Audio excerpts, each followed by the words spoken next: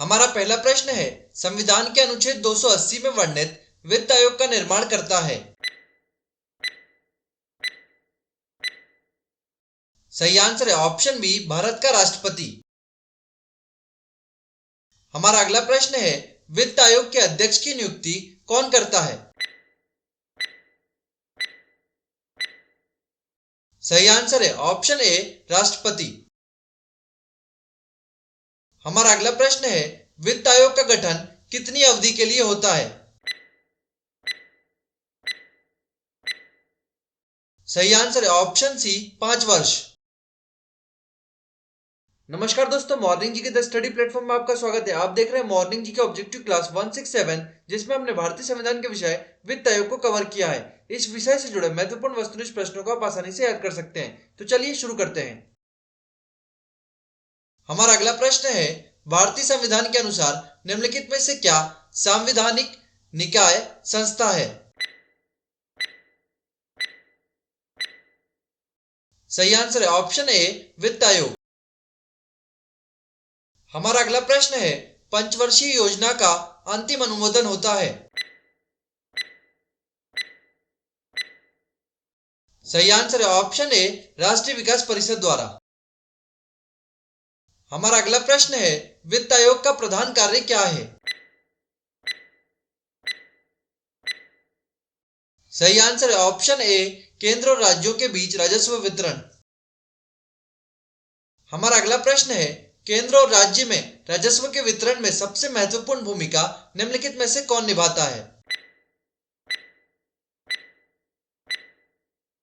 सही आंसर है option B, वित्त आयोग। हमारा अगला प्रश्न है, राज्यों की सहायता अनुदान राजस्व आवंटित होता है? सही आंसर है ऑप्शन सी, वित्त आयोग द्वारा।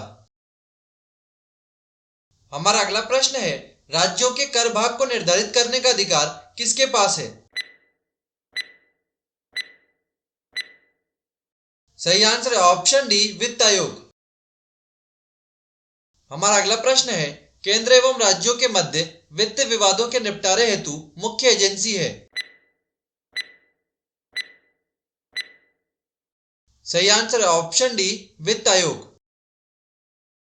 हमारा अगला प्रश्न है, भारत में राष्ट्रपति को विशिष्ट केंद्र राज्य राजकोषीय संबंधों के बारे में सुझाव किसके द्वारा दिया जाता है?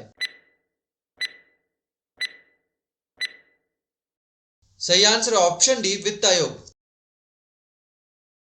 हमारा अगला प्रश्न है, निम्नलिखित में से कौन सा एक वित्तीय आयोग का कार्य नहीं है? सही आंसर है ऑप्शन डी, व्यापार कर का विभाजन। हमारा अगला प्रश्न है, राज्यों को वित्तीय आवंटन किसकी संस्तुति पर किया जाता है? सही आंसर है ऑप्शन ए, वित्त आयोग। हमारा अगला प्रश्न है, भारतीय संविधान के किस अनुच्छेद के अंतर्गत वित्त आयोग का गठन किया जाता है? सही आंसर है ऑप्शन सी, अनुच्छेद 280।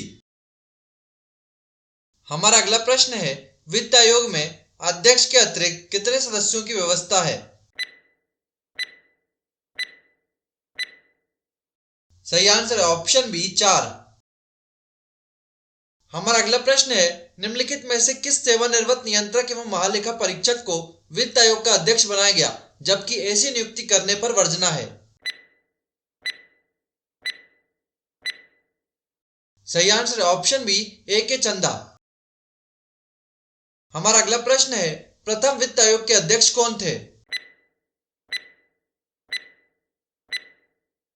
सही आंसर है ऑप्शन ए, केसी नियोगी। हमारा अगला प्रश्न है, भारत के 16वें वित्त आयोग के अध्यक्ष कौन हैं? सही आंसर है ऑप्शन बी, अरविंद पनगड़िया। हमारा अगला प्रश्न है, राज्य वित्त आयोग का गठन भारतीय संविधान के किस अनुच्छेद के अंतर्गत किया जाता है? सही आंसर है ऑप्शन सी, अनुच्छेद 243(1). हमारा अगला प्रश्न है, भारत का पहला वित्त आयोग किस वर्ष में स्थापित किया गया था? सही आंसर है ऑप्शन सी 1951 में।